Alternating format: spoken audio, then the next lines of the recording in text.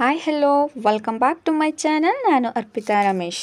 ಇವತ್ತಿನ ವಿಡಿಯೋದಲ್ಲಿ ವಾಂಗಿಬಾತ್ ರೆಸಿಪಿನ ಮಾಡಿ ತೋರಿಸ್ತಾ ಇದ್ದೀನಿ. ತುಂಬ ಸಿಂಪಲ್ಲಾಗಿ ಅಷ್ಟೇ ಟೇಸ್ಟಿಯಾಗಿ 5 ನಿಮಿಷದಲ್ಲಿ ದಿಢೀರಾಗಿ ಬೆಳಗಿನ ಬ್ರೇಕ್ಫಾಸ್ಟ್ಗೆ ಪ್ರಿಪೇರ್ ಮಾಡ್ಕೊಳ್ಬಹುದಾದಂತಹ ರೆಸಿಪಿ. ಈ ರೆಸಿಪಿನ ನೋಡೋಕ್ಕೂ ಮುಂಚೆ ನಮ್ಮ ಚಾನಲ್ನ ಯಾರು ಸಬ್ಸ್ಕ್ರೈಬ್ ಮಾಡದೆ ನೋಡ್ತಾ ಇದ್ದೀರಾ ಪ್ಲೀಸ್ ಹೋಗಿ ಸಬ್ಸ್ಕ್ರೈಬ್ ಮಾಡ್ಕೊಳ್ಳಿ. ಪಕ್ಕದಲ್ಲೇ ಕಾಣಿಸ್ತಿರೋ ಬೆಲ್ ಬಟನ್ನ ಕ್ಲಿಕ್ ಮಾಡಿ. ಹಾಗಾದರೆ ಬನ್ನಿ ಈ ರೆಸಿಪಿಗೆ ಮಾಡೋಕ್ಕೆ ಬೇಕಾಗಿರೋ ಇಂಗ್ರೀಡಿಯೆಂಟ್ಸ್ನ ನೋಡ್ಕೊಬರೋಣ.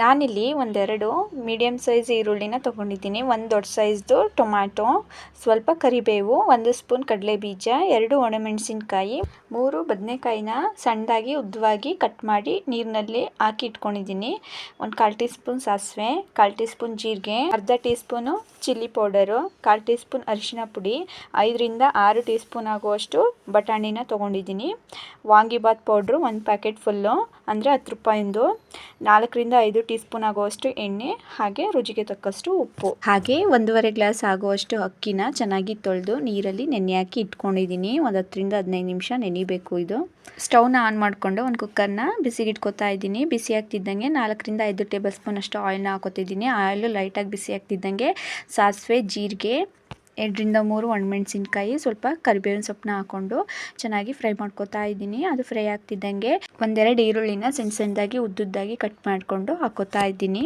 ಈರುಳ್ಳಿ ಎಣ್ಣೆಲಿ ಚೆನ್ನಾಗಿ ಫ್ರೈ ಆಗಬೇಕು, ಅದು ಕಲರ್ ಚೇಂಜ್ ಆಗಬೇಕು, ಅಲ್ಲಿ ತನಕ ಚೆನ್ನಾಗಿ ಫ್ರೈ ಮಾಡ್ಕೊಳ್ಳಿ. ಇದಕ್ಕಿವಾಗ 1 ಟೇಬಲ್ ಸ್ಪೂನ್ ಆಗುವಷ್ಟು ಕಡಲೆ ಬೀಜನ ಹಾಕ್ಕೊಂಡು 5ರಿಂದ 6 ಸೆಕೆಂಡು ಬಾಡಿಸ್ಕೊಂಡು ಇದಕ್ಕೆ ಒಣ ಬಟಾಣಿನ ರಾತ್ರಿ ನೆನೆಸಿ ಇಟ್ಕೊಂಡಿದ್ದೆ ಅದನ್ನು ಸೇರಿಸ್ಕೊತಾ ಇದ್ದೀನಿ. ಹಸಿ ಬಟಾಣಿ ಇದ್ದರೆ ಹಸಿ ಬಟಾಣಿನೇ ಹಾಕೊಳ್ಳಿ.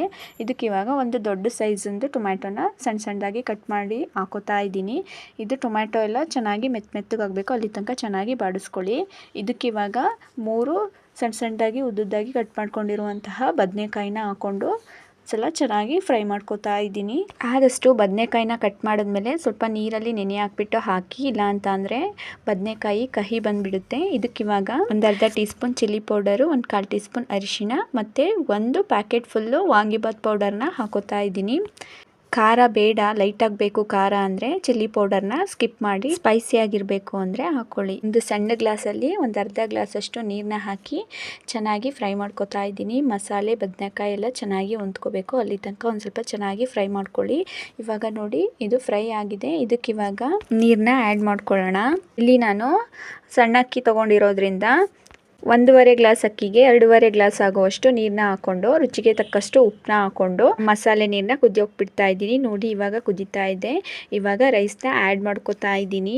ಆದಷ್ಟು ರೈಸ್ನ ನೆನೆಸಿ ಹಾಕೋದ್ರಿಂದ ಯಾವುದೇ ರೈಸಿನ ರೆಸಿಪಿ ಕೂಡ ತುಂಬ ಸಾಫ್ಟಾಗಿ ಉದುದ್ರಾಗಿ ಬರುತ್ತೆ.